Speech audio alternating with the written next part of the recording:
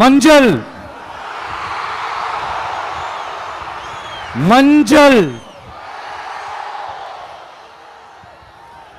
பொதுவா நல்ல காரியங்கள் ஸ்டார்ட் பண்றதுக்கு முன்னாடி இந்த மஞ்சள் எடுத்து வச்சு தான் ஸ்டார்ட் பண்ணுவாங்க. நம்ம வீட்டில் கூட நம்ம அம்மா அக்கா தங்கைகள் நமக்காக நாம நல்லா இருக்கணும்ன்றதுக்காக மஞ்சள் புடவை கட்டிக்கிட்டு தான் வேண்டிக்குவாங்க. அப்படி அந்த மஞ்சள்னாலே ஒரு தனி வைப்பு தாங்க. நம்ம கொடியில கூட அந்த வைப்ரண்டான அந்த எனர்ஜெட்டிக்கான அந்த மஞ்சள் இருக்குமே, அந்த மாதிரி மங்களகரமான மஞ்சள் விளையிற பூமி தான் இந்த ஈரோடு பூமி. இங்க வந்து மஞ்சளை பத்தி பேசாம வேற எங்க போய் பேசுறது? காலிங்கராயன் அணை கட்டினதுலையும் கால்வாய் வெட்டினதுலையும் உயிரான உணர்வு பூர்வமான நிறைய விஷயங்கள் இருக்குது. அவர் அந்த அணை கட்டும் போதும் கால்வாய் வெட்டும் போதும் ரொம்ப சோர்வடைஞ்சிட்டாராம்.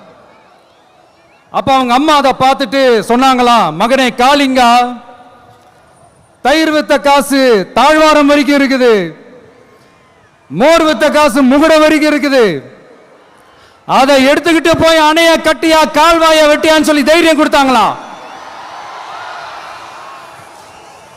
பெத்த அம்மா கொடுக்கிற அந்த தைரியம் இருக்கு பாருங்க, அதை தாண்டி வேற எதுவுமே கிடையாதுங்க. ஒரு மனுஷனால எதையும் சாதிச்சு காட்ட முடியும். அப்படி ஒரு தைரியத்தை தான் இப்ப நீங்க என்னுடைய அம்மா அக்கா தங்கைகள் நண்பா நண்பிகள் தோழர்கள்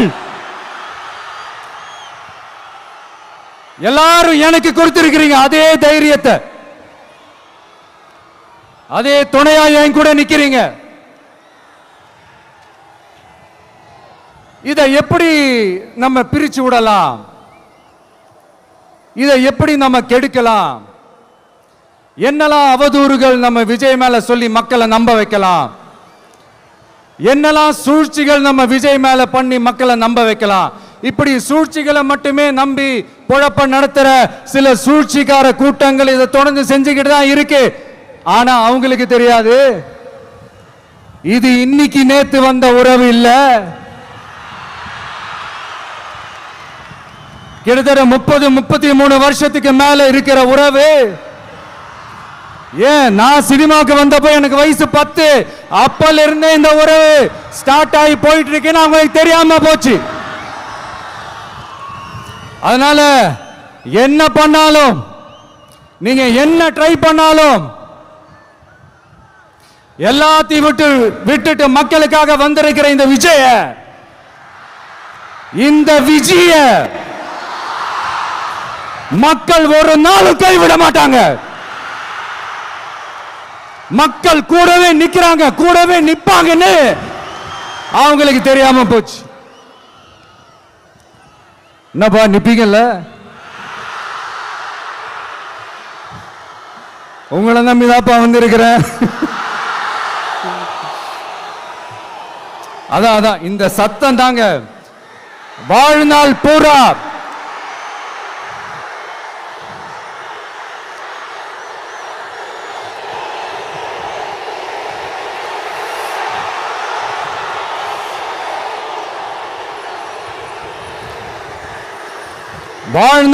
உங்களுக்கு நன்றியோடவே இருப்பேன்.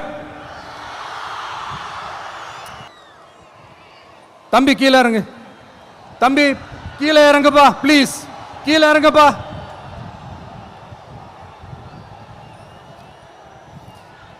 ஓகே, தேங்க்யூ கீழே இறங்குங்க, கீழே இறங்குப்பா. நீ இறங்கினாதான் புத்தம் கொடுப்பேன்.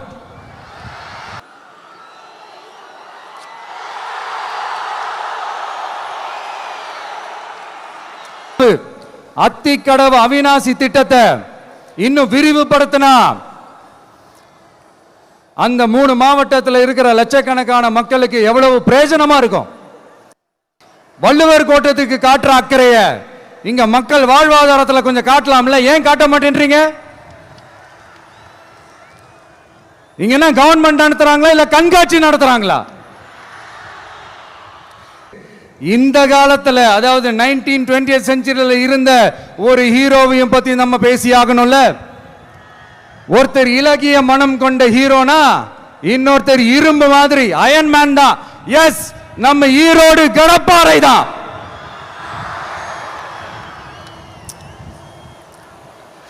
ஒட்டுமொத்த தமிழ்நாட்டையே திருப்பி போட்ட சீர்திருத்த நெம்புகோல்.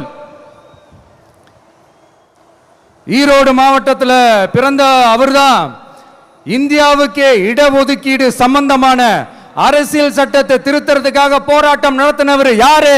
நம்ம தந்தை பெரியாரு. 100 வருஷத்துக்கு முன்னாடியே வகுப்பு வாரி பிரதிநிதித்துவம் வேணும்னு கேட்டவர். அன்னைக்கும் சரி இன்னைக்கும் சரி ஒரு ஆச்சரியத்தோட பார்க்கக்கூடிய ஒரு மனிதர், நம்மளுடைய கொள்கை தலைவர். அப்ப அண்ணாவும் எம்ஜிஆரும் யாரு? பெரியார் அவர்கள் கிட்ட இருந்து எங்களுக்கு தேவையான கொள்கைகளை எடுத்துக்கிட்டோம். அவரை ஃபாலோ பண்ற, அவரை வழிகாட்டி ஏத்துக்கிட்ட அண்ணா அவர்கள் கிட்ட இருந்தோம், எம்ஜிஆர் அவர்கள் கிட்ட இருந்தோம் தேர்தல் அணுகுமுறையை எடுத்துக்கிட்டோம். அண்ணாவும் எம்ஜிஆரும் தமிழ்நாட்டோட சொத்து. அவங்கள பயன்படுத்துறத பத்தி யாரும் இங்க கம்ப்ளைண்ட்லாம் பண்ண முடியாது. அண்ணா எங்களோடது, எம்ஜிஆர் எங்களோடது, நீங்களா எடுத்துக்க கூடாது அப்படிலாம் யாரும் இங்க அழுதுட்டு இருக்க முடியாது, சொல்லிவிட்டேன். அதனால நாங்க ஒரு வழியில அரசியல் செஞ்சுக்கிட்டு போயிட்டு இருக்கிறோம். உங்களுக்கு தான் டிவிக்கு ஒரு பொருட்டே இல்லைல்ல, அப்புறம் ஏன் கதறீங்க? அப்புறம் ஆளாளுக்கு அங்க போயிட்டு இங்க போயிட்டு புலம்பி தள்ளிக்கிட்டு இருக்கிறீங்க. இது எப்படி இருக்கு தெரியுமா? எனக்கு பயம் இல்ல, எனக்கு பயம் இல்ல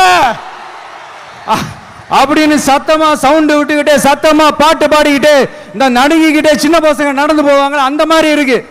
முதல்ல மண்டையில் இருக்கிற கொண்டே மறைங்க சார். 24/7 அவங்களோட யோசனை என்ன தெரியுமா? இந்த விஜயை எப்படி முடக்கலாம், தமிழக வெற்றி கழகத்தை எப்படியெல்லாம் முடக்கலாம், அப்படிதான் அவங்களுடைய சிந்தனையே 24/7. உங்களுக்கு நீங்க கொள்ளையடிச்சு வச்சிருக்கிற காசு தான் துணை, ஆனா எனக்கு என் மேல எல்லையில்லா பாசம் வச்சிருக்கிற இந்த மாசு தான் துணை. பெரியார் பேரை சொல்லிக்கிட்டு தயவு செஞ்சு கொள்ளையடிக்காதீங்கயா, தயவு செஞ்சு கொள்ளையடிக்காதீங்க. அவரு பேரை சொல்லிக்கிட்டு பெரியார் பேரை சொல்லி கொள்ளையடிக்கிற இவங்க தான் நம்மளுடைய அரசியல் எதிரி. மக்களை நீங்க சொல்லுங்க, நம்மளுடைய அரசியல் எதிரி யாரு? நம்மளுடைய கொள்கை எதிரி யாரு? ரிப்பீட், நம்மளுடைய அரசியல் எதிரி யாரு? நம்மளுடைய கொள்கை எதிரி யாரு? உங்களுக்கு புரியுது இல்ல? எனக்கு அது போதும்யா, எனக்கு வேற எதுவுமே தேவையில்லை. அதனாலதான் எதிரிகள் யாருன்னு சொல்லிட்டு களத்துக்கு வந்திருக்கிறோம். அதனால அவங்கள மட்டும் தான் எதிர்ப்போம். அதுவும் அந்த எதிரிகள் யாரு இப்போ இங்க 2026 சட்டமன்ற தேர்தலில் களத்தில் இருக்கிறாங்களோ அவங்கள மட்டும் தான் எதிர்ப்போம். சும்மா களத்திலே இல்லாதவங்களையும், களத்துக்கும் அவங்களுக்கும் சம்பந்தமே இல்லாதவங்களையும் எதிர்க்கிற ஐடியாலாம் இல்ல பாஸ். எத்தனை எத்தனை பொய்யான வாக்குறுதிகள். வந்த உடனே நீட்டை ரத்து செய்வோம், கல்வி கடனை ரத்து செய்வோம், கேஸ் சிலிண்டருக்கு மானியமா 100 ரூபாய் தருவோம், என்னெல்லாம் அடிச்சு விட்டுட்டு இன்னி வரைக்கும் கேட்கிறேன், இதெல்லாம் சொன்னாங்களே செஞ்சாங்களா? திமுகவும் பிரச்சனைகளும் ஃபெவிகால் போட்டு ஓட்டின ஃப்ரெண்ட்ஸ் மாதிரி ஒன்னிலிருந்து ஒன்னை பிரிக்கவே முடியாது. இதுல வேற பெருமையா மாடல் அரசு மாடல் அரசுங்கிறது இல்ல. நான் கேட்கிறேன், கூச்சமா இல்ல? விஜய் என்ன அரசியல பேச மாட்டேன்றாரு, விஜய் என்ன சினிமா டயலாக் மாதிரி பேசுறாரு, விஜய் என்ன பஞ்ச் டயலாக் பேசுறாரு, விஜய் என்ன 10 நிமிஷம் தான் பேசுறாரு, 9 நிமிஷம் தான் பேசுறாரு. நான் எத்தனை நிமிஷம் பேசினா உங்களுக்கு என்ன சார்? நான் எப்படி பேசினா உங்களுக்கு என்ன சார்? உள்ள விஷயம் என்னன்னு பாருங்க சார். ஒவ்வொரு மாவட்டத்துக்கும் போய் மக்கள் ஃபேஸ் பண்ற பிரச்சனைகளை எடுத்து பேசிட்டு இருக்கிறேன். பின்ன அது அரசியல் இல்லாம வேற எதுதான் அரசியல்? உங்களை மாதிரி தனிப்பட்ட முறையில் தரக்குறைவா அசிங்கமா பேசுறதுதான் அரசியல்னா அந்த அரசியல் நமக்கு வராது. வராதுன்னா நல்லாவே வரும். உங்களை விட எனக்கு அது நல்லாவே வரும். வேணான்னு விட்டு வச்சிருக்கிறோம். அப்புறம் உங்களுக்கு நமக்கு என்ன வித்தியாசம்? விளக்கமா சொல்றேன், நான் சலுகைகளுக்கு எதிரானவன் கிடையாது. மக்களுக்கான சலுகைகளை இலவசம்னு சொல்லி அசிங்கப்படுத்துறதுல எனக்கு உடன்பாடு கிடையாது. மக்கள் காசுல மக்களுக்கு செய்யறதை எப்படி இலவசம்னு சொல்லுவீங்க? அப்படியே செஞ்சிட்டாலும் ஓசில போறேன்னு சொல்லி அசிங்கப்படுத்துறீங்க. என்ன கேட்கறதுக்கு ஆள் இல்லைன்னு நினைச்சீங்களா? மக்களுக்கு ஒண்ணுன்னா இந்த விஜய் வந்து நிப்பா, இந்த விஜய் வந்து கேள்வி கேட்பா. இந்த விஜய் எப்பவுமே மக்கள் பக்கம் தான், அதே மாதிரி மக்களும் என் பக்கம் தான். என் மக்கள் மானத்தோட மரியாதையோட கௌரவத்தோட வாழணும். என் மக்கள் யாருக்கும் கீழே கிடையாது. அப்படி அவங்க கௌரவத்தோட வாழணும்னா அவங்களுக்கான வாழ்க்கை தரம் உயரணும். வாழ்க்கை தரம் உயரணும்னா அவங்களோட வாழ்வாதாரம் உயரணும். வாழ்வாதாரம் உயர்ந்தாதான் பொருளாதாரம் உயரும். பொருளாதாரம் உயர்ந்தாதான் வசதி வாய்ப்புகள் உயரும். இதெல்லாம் உயர்ந்தாலே ஆட்டோமேட்டிக்கா அவங்களோட வாழ்க்கை தரம், அவங்களுக்கான மரியாதை, அவங்களுக்கான கௌரவம் எல்லாமே உயரும். இதுக்கான வழிகள், அந்த சூழல்களை அந்த கவர்மெண்ட் அமைச்சு கொடுக்கணும். இதுக்கான அந்த திட்டங்களை செயல்படுத்தணும். இதெல்லாம் செஞ்சாதான் அந்த அரசாங்கம் ஒரு நல்ல அரசாங்கம். இதைத்தான் சொன்னோம்.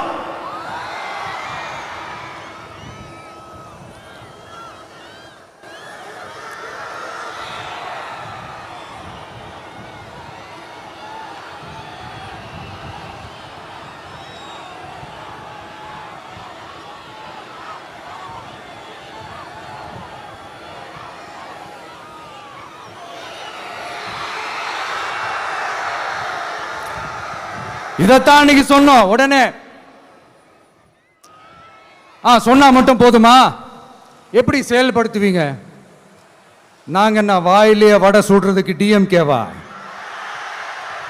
டிவிகேடா?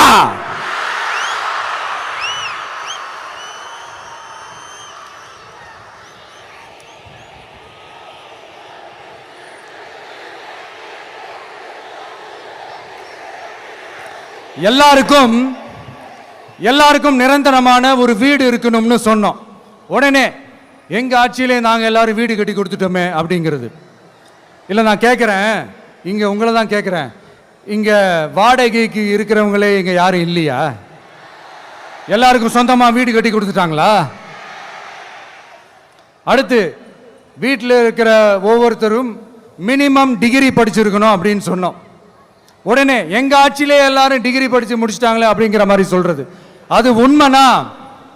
ஸ்கூல் லெவல்லையே டிராப் அவுட்ஸ் அதிகமானது யாரோட ஆட்சியிலங்க?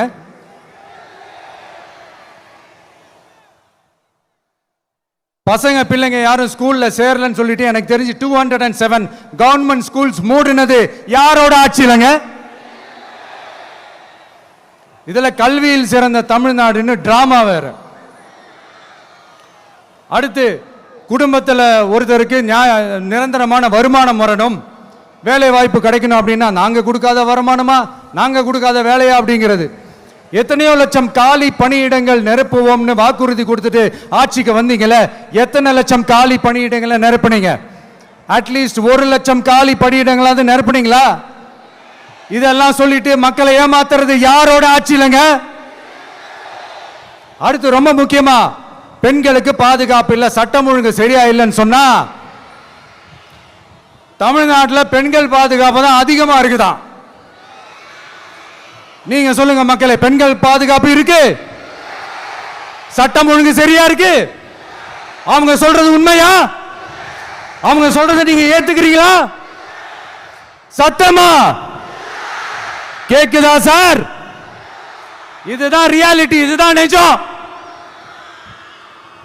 நம்மளுடைய ஆட்சியில சட்டம் ஒழுங்குல சமரசமே இருக்காது. அதனாலதான் இவ்வளவு ஸ்ட்ராங்கா சொல்றோம், தைரியமா இருங்க மக்களே.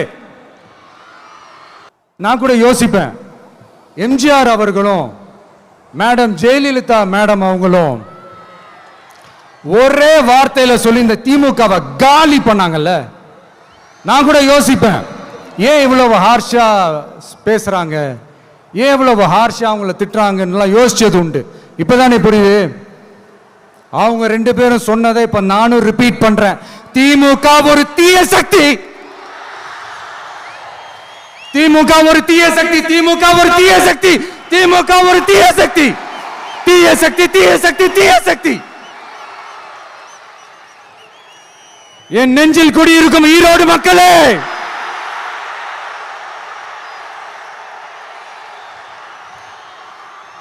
டிவிகே ஒரு தூய சக்தி. எப்படி? டிவிகே ஒரு தூய சக்தி. தூய சக்தி டிவிகேவுக்கும் தீய சக்தி டிஎம்கேவுக்கும் தான் போட்டியே.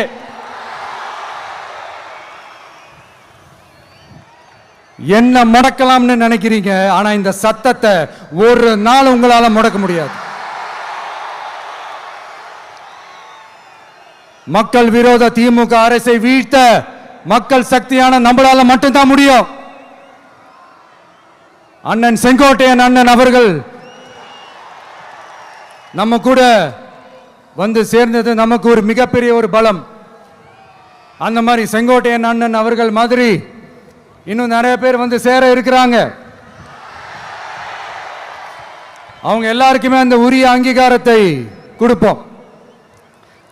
இப்போ ரீசண்டா ஒரு இடத்துல நம்ம சிஎம் சார் அவர்கள் பேசும்போது சொன்னாங்க, என் கேரக்டரையே புரிஞ்சுக்க மாட்டேங்கிறேன். இது சினிமா டயலாக் இல்லையா? நான் ஏதாவது பேசினா சினிமா டயலாகா, சார் பேசினா அது சினிமா டயலாக் இல்லையா? சிலப்பதிகாரத்திலிருந்து எடுத்ததா அந்த லைன், என் கேரக்டரையே புரிஞ்சிக்க மாட்டேன்றது. உங்களை எப்படி தான் சார் புரிஞ்சுக்கிறது? எந்தெந்த விஷயத்துலலாம் சார் உங்க கேரக்டர் நாங்கள் புரிஞ்சுக்கிறது? அதையும் நீங்களே சொல்லிட்டீங்கன்னா கொஞ்சம் நல்லா இருக்கும் சார். சட்டம் ஒழுங்குல நாடே சந்தி சிரிக்குது அதுலையா? பெண்கள் பாதுகாப்புல நாடே சந்தி சிரிக்குது அதுலையா? பொய் வாக்குறுதிகளா கொடுத்து ஏமாத்தி ஆட்சிக்கு வந்தீங்களே அதுலையா? எதில் தான் சார் உங்க கேரக்டர் நாங்கள் புரிஞ்சுக்கிறது? ஆனா ஒன்று, தமிழ்நாட்டில் ஆட்சி செய்கிற நீங்களும் சரி, ஒன்றியத்தில் ஆட்சி செய்கிறவங்களும் சரி, நீங்க ரெண்டு பேரும் முதல்ல என்னோட கேரக்டரை புரிஞ்சுக்கணும் சார். என்னோட கேரக்டர்னு சொன்னது நம்ம மக்களோட கேரக்டரை. 2026 சட்டமன்ற தேர்தலோட அந்த கேரக்டரே கொஞ்சம் வேற மாதிரி சார். அதை கொஞ்சம் தயவு செஞ்சு நீங்க புரிஞ்சுக்கணும் சார். புரிஞ்சுக்கலன்னா மக்களே உங்களுக்கு புரிய வைப்பாங்க சார். கான்பிடென்டா இருங்க சார், நல்லதே நடக்கும் சார், வெற்றி நிச்சயம் சார். மீண்டும் சந்திக்கும் வரை நன்றி, வணக்கங்க சார். நண்பா, நண்பிகள், இங்க வந்து எல்லாம் வந்து பார்த்தோம், எல்லாம் நல்லபடியா நடந்தது. சேஃபா வந்துட்டு சேஃபா வீட்டுக்கு போயிடுங்க. எனக்கு எல்லாத்தையும் விட நீங்க தான் எனக்கு முக்கியம். தயவு செஞ்சு சேஃப்டியா போயிட்டு வாங்க. ஒரு ஈரோடு செல்ஃபி ஒன்று எடுப்போமா?